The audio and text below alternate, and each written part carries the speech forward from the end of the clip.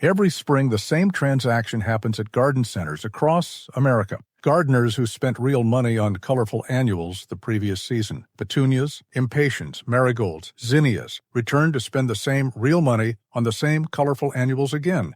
Because the plants from last year are gone. They are gone not because they failed. They are gone because annuals are designed to end. They complete their biological mission, germinate, grow flower, set seed, die, within a single season, and the gardener who planted them is left with bare soil and the implicit understanding that the cycle begins again in May. The garden center that sells annuals has a business model that depends on this cycle continuing indefinitely. Every spring, the same customers, the same plants, the same transaction. What the annual display tables rarely feature prominently, what the garden center has very little financial incentive to explain, is that for every annual commonly planted in American residential gardens, there is a perennial that produces a comparable or longer bloom season, returns every year without any purchase, gets larger and more floriferous with each passing season, and costs the same amount or less at the point of purchase.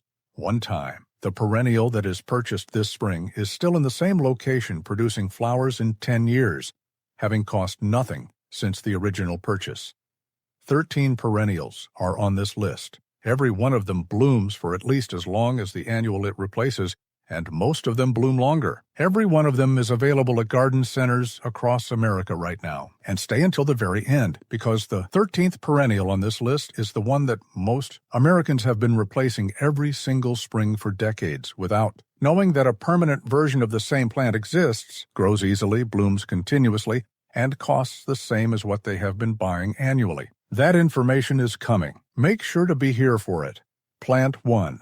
Coreopsis, the marigold replacement that never ends. Marigolds are planted in American gardens every spring for their cheerful orange and yellow color, their long bloom season, and their reputation for deterring certain garden pests. They deliver on all of those promises for one season. The Coreopsis that replaces them delivers the same warm color palette, the same continuous bloom from early summer through frost, the same pest-deterrent volatile compounds in its foliage, and then comes back the following spring from the same crown and does it all again, without being purchased, without being planted, and without any action from the gardener beyond the decision to switch from the annual to the perennial in the first place. Smart gardeners know that Coreopsis, tickseed, is one of the most continuous blooming perennials available in American horticulture, producing golden yellow, orange, and bicolor flowers from June through October in a display that matches or exceeds the marigold's seasonal contribution.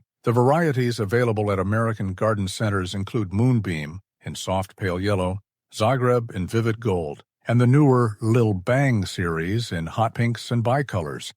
A color range that covers the warm-toned palette that marigold gardeners plant for. And unlike marigolds, which require deadheading to maintain their best appearance, Coreopsis continues blooming without intervention. Self-cleaning as spent flowers are replaced by new buds without any action from the gardener. The self-seeding behavior that Coreopsis exhibits in garden conditions, dispersing seeds into the surrounding soil that germinate the following spring and bloom the summer after, creates an expanding colony from the original planting without any additional purchase or effort. The marigold bed that required fresh plants every May becomes a Coreopsis, planting that fills itself in and expands its coverage every season. From Zone 4 through Zone 9, Coreopsis blooms, seeds, and returns, compounding the original investment into an increasingly abundant display that the marigold purchase could never achieve. Plant 2, Salvia nemorosa, the petunia replacement. With 3 seasons,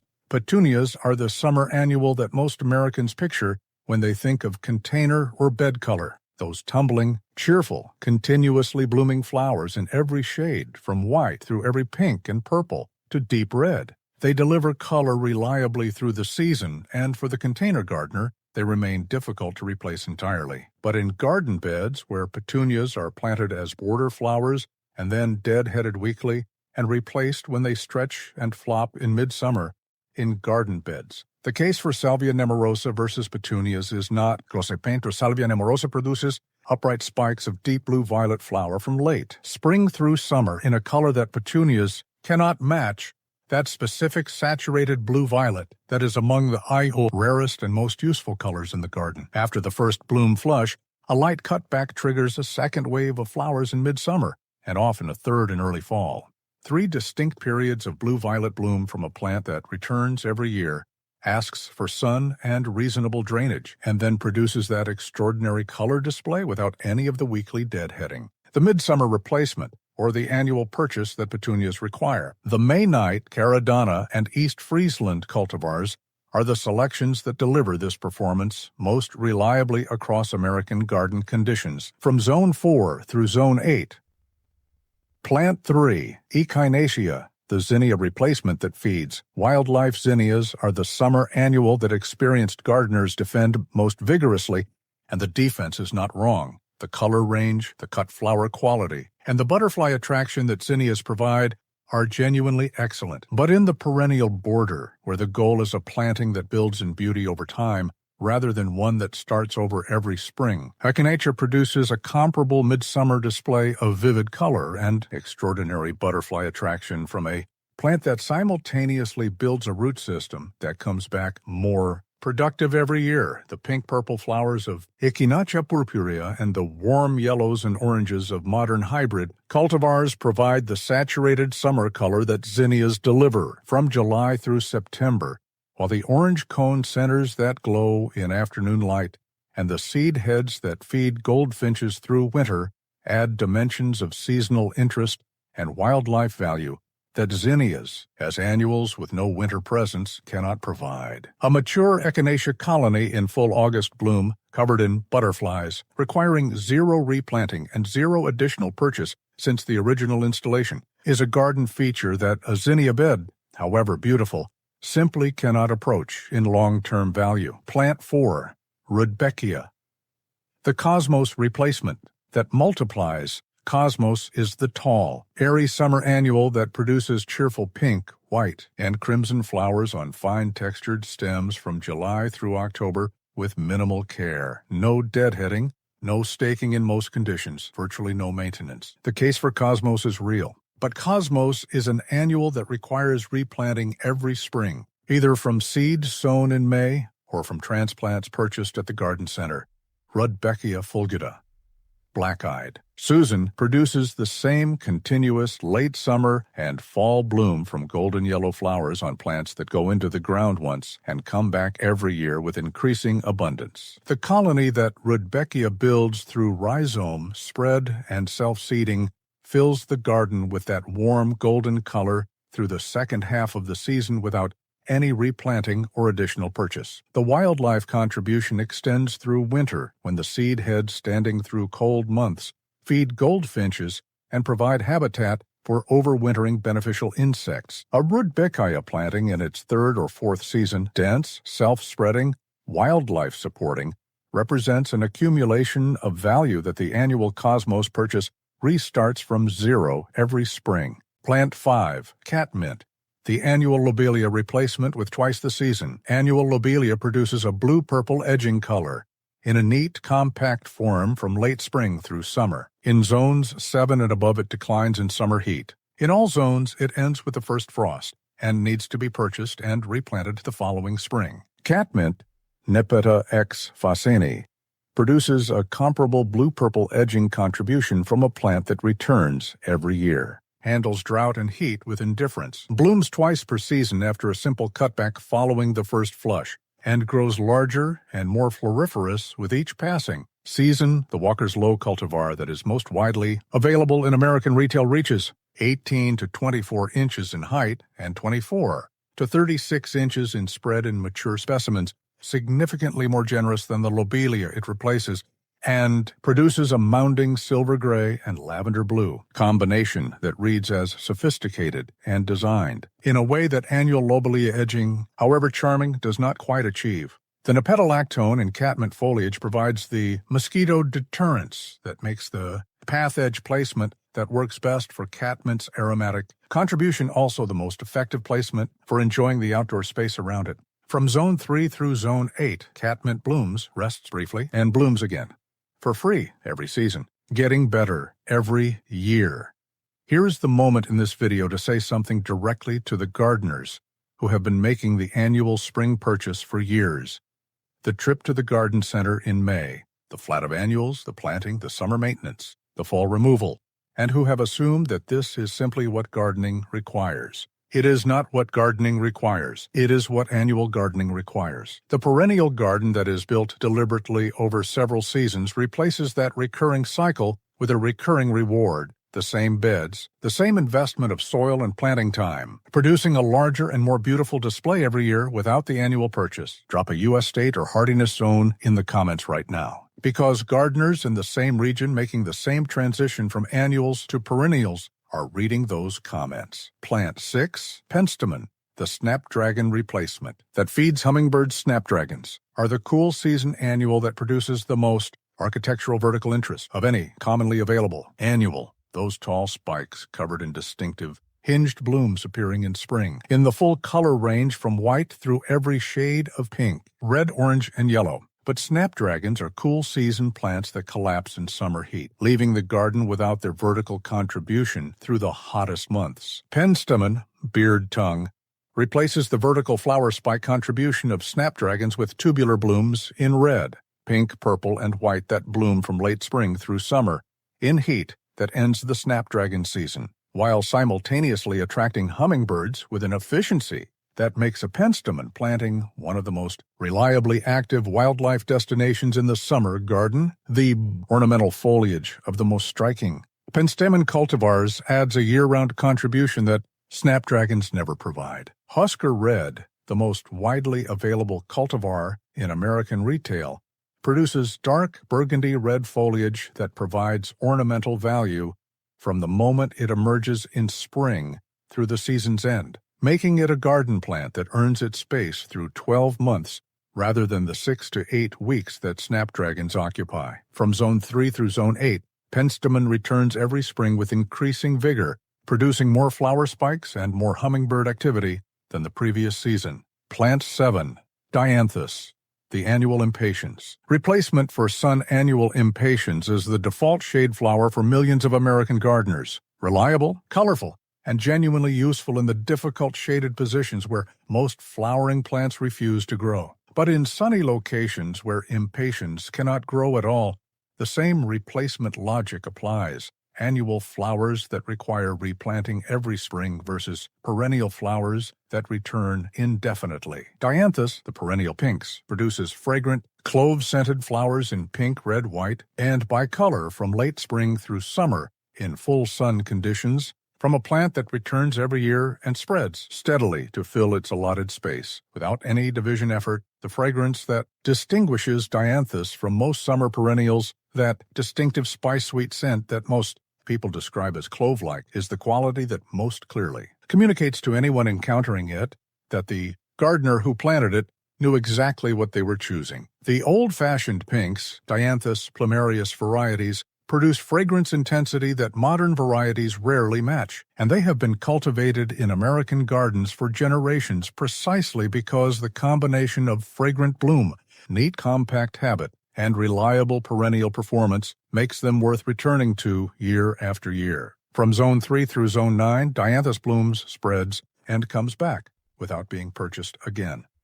Plant 8, agastache, the annual salvia replacement with hummingbirds, annual salvia. Salvia splendens, the red-bedding salvia that has filled American garden beds and containers for decades, produces its vivid red flower spikes continuously through summer and is genuinely effective as a long-season annual. But it is an annual that requires replanting every spring and that does not offer the same continuity of wildlife attraction, the same aromatic foliage character, or the same design sophistication that the perennial alternatives provide. Agastache, hyssop, or hummingbird mint, produces continuous flower spikes in orange, pink, blue, and purple from midsummer through first frost, attracts hummingbirds with an intensity that makes agastache planting one of the most animated outdoor spaces available in residential gardening, and comes back every year with increasing vigor. The aromatic foliage of agastache, which releases its anise and mint fragrance when brushed or disturbed by wind, adds a sensory dimension that annual salvia never provides. The self-seeding behavior that most agastache varieties exhibit in garden conditions creates an expanding colony from the original planting without any replanting effort, filling the surrounding soil with new plants that bloom the season after they germinate. From Zone 4 through Zone 9, agastache blooms, fragrances, and attracts hummingbirds, returning every year and expanding its presence without any additional purchase. Plant 9, Heuchera, the annual begonia. Replacement in shade wax begonias are the shade annual that fills more American shaded garden beds than any other single plant, reliable, tidy, and continuously blooming from May through October in the difficult conditions where most flowering plants will not grow. But wax begonias end every fall and require replanting every spring. Heuchera, coral bells, replaces begonias in the shade garden with something that is simultaneously more visually interesting and permanent. The foliage of modern Heuchera cultivars in shades of burgundy, bronze, caramel, silver, and lime green provides year-round color that begonias never approach, with flower spikes in late spring adding a secondary bloom. Contribution: the Heuchera that replaces a begonia bed provides 50 weeks per year of ornamental contribution. Rather than the 22 that wax begonias deliver, it provides foliage color that is more sophisticated, more varied, and more visually interesting than begonia foliage. And it does all of this permanently, from Zone 3 through Zone 9, without being replanted, without being replaced, and without the annual May expense that begonias represent. The shade garden that was a recurring cost becomes a permanent feature that gets richer and more beautiful every season. Plant 10, Veronica spicata, the annual lobelia, replacement for beds for the bed application where annual lobelia is used not as a container trailer, but as a low-edging plant producing blue-purple color at the front of the border. Veronica spicata provides the perennial replacement that delivers the same blue-purple contribution in an upright spike form that is architecturally more interesting and visually more impactful than the mounding habit of annual lobelia. The flower spikes that rise above the basal foliage in June and July produce a vertical blue-purple element that draws the eye and provides the cool color counterpoint that makes warm-colored perennials behind it look richer and more intentional. After the first bloom flush, cutting back the spent spikes to the basal foliage triggers a second wave of flowers that extends the blue-purple contribution into late summer at the precise moment when many gardens are running low on fresh color. From Zone 3 through Zone 8, Veronica returns every spring with a crown that has grown slightly larger than the previous year, producing more flower spikes and covering more of the bed edge than the annual lobelia it replaced, and doing it for free, without being purchased again, without being planted again, and without asking for anything beyond the soil it was planted in. Plant 11, Liatris, the annual status replacement with wildlife. Value annual status, Limonium sinuatum, is the dried flower annual that most American gardeners plant for its lavender. Purple, pink, and white papery blooms that are used fresh in arrangements and dried for winter decoration. It produces its contribution once and then ends with the season. Liatris, blazing star, produces a comparable vertical, papery textured flower contribution in vivid purple from a plant that returns every year, attracts butterflies and native bees with an effectiveness that status cannot approach, and develops a corm that grows larger and more productive with each passing season, producing more flower spikes from the same original planting without any additional investment. The July bloom.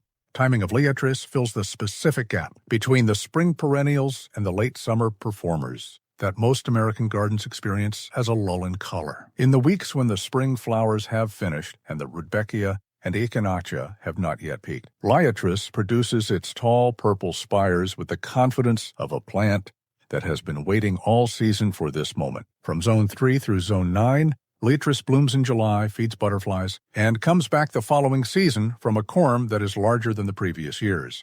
Plant 12, Astilbe, the annual impatiens. Replacement in shade Astilbe is the perennial that most definitively replaces annual impatiens in the shaded garden, and the comparison between what impatiens delivers and what Astilbe delivers in the same shaded location is one of the most compelling arguments for the perennial over annual transition. Impatiens produces flat, rounded blooms in pink, red, white, and coral from planting through October, then dies with the first frost and needs to be purchased and planted again. A stilbe produces feathery plumes of flower in June and July, pink, red, white, and purple, from a plant that spreads by rhizome every season, producing more flowering crowns and a larger, more spectacular display every year without any additional purchase. The colony that a stilbe builds over successive seasons, expanding outward through rhizome spread without any division effort from the gardener, creates an expanding coverage of shaded ground that impatiens, replanted annually in the same amount, never increases.